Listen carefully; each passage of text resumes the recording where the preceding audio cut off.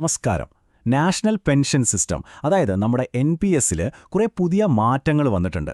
ഈ പുതിയ നിയമങ്ങളൊക്കെ എന്താണ്, അത് നിങ്ങളെ എങ്ങനെയാണ് ബാധിക്കാൻ പോകുന്നത്, ഇതൊക്കെയാണ് നമ്മളിന്ന് വിശദമായി നോക്കാൻ പോകുന്നത്. അപ്പോൾ നേരെ കാര്യത്തിലേക്ക് കടക്കാം, അല്ലേ?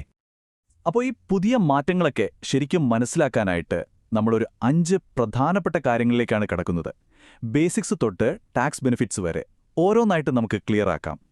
അപ്പോൾ ആദ്യം തന്നെ എന്താണ് NPS, ഇതെങ്ങനെയാണ് വർക്ക് ചെയ്യുന്നത്, ഇതിൻ്റെ ഒരു ഫൗണ്ടേഷൻ അറിഞ്ഞാലേ പുതിയ മാറ്റങ്ങളുടെ ഒരു ഇമ്പാക്റ്റ് നമുക്ക് ശരിക്കും മനസ്സിലാവും. അപ്പോൾ NPS എന്ന് പറഞ്ഞാൽ സിമ്പിളായി നമ്മുടെ ഒരു റിട്ടയർമെൻറ്റ് സേവിംഗ് സ്കീമാണ്. ഗവൺമെൻറ് സപ്പോർട്ട് ഉള്ളതുകൊണ്ട് കുറച്ചുകൂടി സേഫാണ്. നമ്മളിടുന്ന പൈസ ഇക്വിറ്റി, ബോൺഡ്സ് അങ്ങനെ പലതിലായി മാർക്കറ്റിൽ ഇൻവെസ്റ്റ് ചെയ്യും. ഏകദേശം ഒരു മ്യൂച്വൽ ഫണ്ട് പോലെ. പക്ഷേ റിട്ടയർമെൻറ്റിന് വേണ്ടിയുള്ളതായതുകൊണ്ട് കുറച്ച് റൂൾസും റെഗുലേഷൻസൊക്കെ കൂടുതലാണ്. പ്രധാന ലക്ഷ്യം രണ്ടാണ്: റിട്ടയർമെൻറ്റ് പ്ലാനിങ്ങും പിന്നെ ടാക്സ് ലാഭിക്കലും.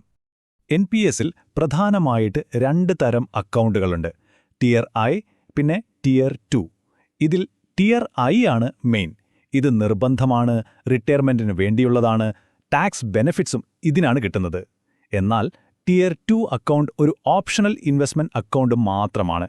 നിങ്ങൾക്ക് എപ്പോൾ വേണമെങ്കിലും പണമിടാം, എടുക്കാം, പക്ഷേ അതിന് ടാക്സ് ബെനിഫിറ്റ്സ് ഒന്നും കിട്ടില്ല. അതുകൊണ്ട് തന്നെ നമ്മൾ കൂടുതലും ഫോക്കസ് ചെയ്യുന്നത് ടിയർ 1 അക്കൗണ്ടിലാണ്. ശരി, ഇനി നമുക്ക് ഈ പുതിയ മാറ്റങ്ങളുടെ ഏറ്റവും പ്രധാനപ്പെട്ട ഭാഗത്തേക്ക് വരാം. NPS-നെ ഇപ്പോൾ 2 ഫ്രെയിംവർക്കായിട്ട് തിരിച്ചിട്ടുണ്ട്. പഴയ കോമൺ സ്കീമും പിന്നെ പുതിയ മൾട്ടി സ്കീം ഫ്രെയിംവർക്കും. എന്താണ് ഇത് തമ്മിലുള്ള വ്യത്യാസം? നമുക്ക് നോക്കാം. ഇവിടെയാണ് ശരിക്കുള്ള കളി മാറുന്നത്. പഴയ കോമൺ സ്കീം ഗവൺമെന്റ്, പ്രൈവറ്റ് അങ്ങനെ എല്ലാവർക്കും ഒരുപോലെയായിരുന്നു. പക്ഷേ ഈ പുതിയ മൾട്ടി സ്കീം ഫ്രെയിംവർക്ക് വന്നിരിക്കുന്നത് പ്രൈവറ്റ് സെക്ടറിലുള്ളവർക്ക് വേണ്ടി മാത്രമാണ്. അവർക്കിനി ഒന്നല്ല പല ഫണ്ട് മാനേജർമാരെ തിരഞ്ഞെടുക്കാം. അതുപോലെ 100% വരെ ഇക്വിറ്റിയിൽ ഇൻവെസ്റ്റ് ചെയ്യാം. ഇത് നിക്ഷേപകർക്ക് കിട്ടുന്നൊരു വലിയ ഫ്ലെക്സിബിലിറ്റിയാണ്. അപ്പോൾ നമുക്ക് ഈ പ്രൈവറ്റ് സെക്ടറിലെ മാറ്റങ്ങളിലേക്ക് കുറച്ചുകൂടി ഡീപ്പായിട്ട് പോകാം. കാരണം ഏറ്റവും വലിയ മാറ്റങ്ങൾ വന്നിരിക്കുന്നത് ഇവിടെയാണ്. അവർക്ക് കൂടുതൽ ചോയ്സ് കിട്ടുന്നു, പക്ഷെ അതോടൊപ്പം റിസ്ക്കും കൂടുന്നുണ്ട്. പുതിയ മൾട്ടി സ്കീം ഫ്രെയിംവർക്ക് അഥവാ MSF. ഇതനുസരിച്ച് നിങ്ങൾക്ക് നിങ്ങളുടെ ഇൻവെസ്റ്റ്മെന്റ് പല ഫണ്ട് മാനേജർമാർക്കായി സ്പ്ലിറ്റ് ചെയ്യാം. അതായത് ഇക്വിറ്റിക്ക് ഒരു ബെസ്റ്റ് മാനേജർ, ബോണ്ടിന് വേറാള്, അങ്ങനെ. അതുമാത്രമല്ല, ഗോൾഡ്, സിൽവർ പിന്നെ റിയൽ എസ്റ്റേറ്റിൽ ഇൻവെസ്റ്റ് ചെയ്യുന്ന RIETS പോലുള്ള പുതിയ ഓപ്ഷനുകളിലേക്കും ഇനി പണം മാറ്റാം. ഇത് ശരിക്കും ഒരു ഗെയിം ചേഞ്ചറാണ്. ഇതാണ് ഏറ്റവും വലിയ ഹൈലൈറ്റുകളിലൊന്ന്. പ്രൈവറ്റ് സെക്ടറിലുള്ളവർക്ക് അവരുടെ NPS ഇൻവെസ്റ്റ്മെൻറ്റിൻ്റെ 100%, അതെ 100% ഇക്വിറ്റിയിൽ നിക്ഷേപിക്കാൻ പറ്റും. മുമ്പത്തെ 75% എന്ന ലിമിറ്റിൽ നിന്നുള്ളൊരു ഭയങ്കര മാറ്റമാണിത്. തീർച്ചയായും റിട്ടേൺസ് കൂടാൻ ഇത് സഹായിക്കും, പക്ഷേ റിസ്ക്കും അതിനനുസരിച്ച് കൂടുമെന്ന് ഓർക്കണം. ഇതാ വരുന്നു അടുത്ത പ്രധാനപ്പെട്ട ഒരു മാറ്റം. പണ്ട് റിട്ടയർമെന്റ് ഏജ് ആവാതെ NPS-ൽ നിന്ന് മുഴുവൻ പണവും എടുക്കാൻ പറ്റില്ലായിരുന്നു. എന്നാൽ പുതിയ നിയമം അനുസരിച്ച് നിങ്ങൾ 15 വർഷം മെമ്പർഷിപ്പ് പൂർത്തിയാക്കിയാൽ വേണമെങ്കിൽ ഫുൾ എമൗണ്ടും വിത്ഡ്രോ ചെയ്യാം. പക്ഷേ ഈ 15 വർഷത്തെ എക്സിറ്റ് ഓപ്ഷന് ഒരു കണ്ടീഷനുണ്ട്. നിങ്ങൾ ഒരു സ്കീമിൽ പണമിട്ടാൽ അത് 15 വർഷത്തേക്ക് ലോക്ക്ഡ് ആവും. ആ പൈസ നിങ്ങൾക്ക് വേറൊരു ഫണ്ടിലേക്ക് മാറ്റാനോ സ്വിച്ച് ചെയ്യാനോ പറ്റില്ല.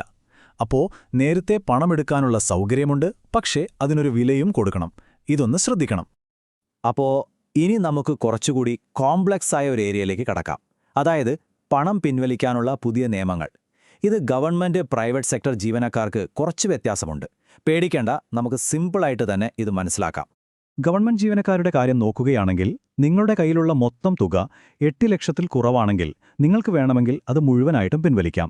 പക്ഷേ 12 ലക്ഷത്തിൽ കൂടുതലുണ്ടെങ്കിൽ മാക്സിമം 60% മാത്രമേ കയ്യിൽ കിട്ടൂ. ബാക്കി വരുന്ന 40% നിർബന്ധമായും ഒരു ആന്വിറ്റി പ്ലാൻ വാങ്ങാൻ ഉപയോഗിക്കണം. ആന്വിറ്റി എന്ന് പറഞ്ഞാൽ നിങ്ങൾക്ക് എല്ലാ മാസവും ഒരു പെൻഷൻ പോലെ തുക തരുന്ന ഒരു ഇൻഷുറൻസ് പോളിസിയാണ്. എന്നാൽ പ്രൈവറ്റ് സെക്ടറിലേക്ക് വരുമ്പോൾ ഈ നിയമങ്ങൾ കുറച്ചുകൂടി ഫ്ലെക്സിബിളാണ്. ഗവൺമെന്റ് സെക്ടറിൽ 40% ആന്വിറ്റി നിർബന്ധമാണെങ്കിൽ ഇവിടെ അത് വെറും 20% മതി. അതായത് 12 ലക്ഷത്തിന് മുകളിലുണ്ടെങ്കിൽ പോലും നിങ്ങൾക്ക് 80% വരെ തുക ഒറ്റയടിക്ക് കയ്യിൽ കിട്ടും. ഇത് വലിയൊരു വ്യത്യാസമാണ്. ഇനി റിട്ടയർമെന്റിനു മുമ്പ് എന്തെങ്കിലും അത്യാവശ്യം വന്നാൽ ഭാഗികമായി പണം പിൻവലിക്കാനും ഓപ്ഷനുണ്ട്. പക്ഷെ കുറച്ച് കണ്ടീഷൻസ് ഉണ്ട്. 1, നിങ്ങൾ മിനിമം 3 വർഷം മെമ്പറായിരിക്കണം. 2, നിങ്ങൾ സ്വന്തമായി അടച്ച പൈസയുടെ, ഓർക്കുക എംപ്ലോയറുടെ കോൺട്രിബ്യൂഷൻ അല്ല, നിങ്ങളുടെ കോൺട്രിബ്യൂഷന്റെ 25% വരെ മാത്രമേ എടുക്കാൻ പറ്റൂ. അതും കുട്ടികളുടെ വിദ്യാഭ്യാസം, വീടുപണി അല്ലെങ്കിൽ വലിയ അസുഖങ്ങൾ അങ്ങനെയുള്ള പ്രത്യേക ആവശ്യങ്ങൾക്ക് മാത്രം. 60 വയസ്സിന് മുൻപ് പരമാവധി 4 തവണയെ ഇങ്ങനെ എടുക്കാൻ പറ്റൂ. ഓക്കെ, ഇനി നമുക്ക് എല്ലാവരും കാത്തിരിക്കുന്ന ഭാഗത്തേക്ക് വരാം. Tax benefits. NPS എങ്ങനെയാണ് ടാക്സ് ലാഭിക്കാൻ സഹായിക്കുന്നത്? പുതിയ ടാക്സ് റെജീം വന്നതോടെ ഇതിലെന്ത് മാറ്റമാണ് വന്നത് നോക്കാം. NPSന്റെ ഏറ്റവും വലിയൊരു പ്ലസ് പോയിന്റ് അതിന്റെ EEE സ്റ്റാറ്റസ് ആണ്. അതായത് എക്സംപ്റ്റ്. സിമ്പിളായി പറഞ്ഞാൽ നിങ്ങൾ പണം നിക്ഷേപിക്കുമ്പോൾ ടാക്സ് ഇല്ല, നിങ്ങളുടെ പണം വളരുമ്പോൾ ടാക്സ് ഇല്ല, അവസാനം റിട്ടയർമെന്റ് സമയത്ത് പിൻവലിക്കുമ്പോഴും ടാക്സ് ഇല്ല. ഇത് വളരെ പവർഫുൾ ആയിട്ടുള്ളൊരു ടാക്സ് സേവിംഗ് ടൂളാണ്. പക്ഷേ ഒരു വലിയ പക്ഷേയുണ്ട്. ഈ ടാക്സ് ബെനിഫിറ്റ്സ് ഒക്കെ നിങ്ങൾ ഏത് ടാക്സ് റെജീമാണ് തിരഞ്ഞെടുക്കുന്നത് എന്നതിനെ ആശ്രയിച്ചിരിക്കും. നിങ്ങളിപ്പോഴും ഓൾഡ് ടാക്സ് റെജീമിലാണെങ്കിൽ നിങ്ങൾക്ക് സെക്ഷൻ 80C, 80CCD 1B ഒക്കെയായിട്ട് ഏകദേശം 2 ലക്ഷം രൂപയുടെ ഡിഡക്ഷൻ ക്ലെയിം ചെയ്യാം. എന്നാൽ ഡീഫോൾട്ടായി വരുന്ന ന്യൂ ടാക്സ് റെജീമിലാണ് നിങ്ങളെങ്കിൽ ഈ കിഴിവുകളൊന്നും തന്നെയില്ല.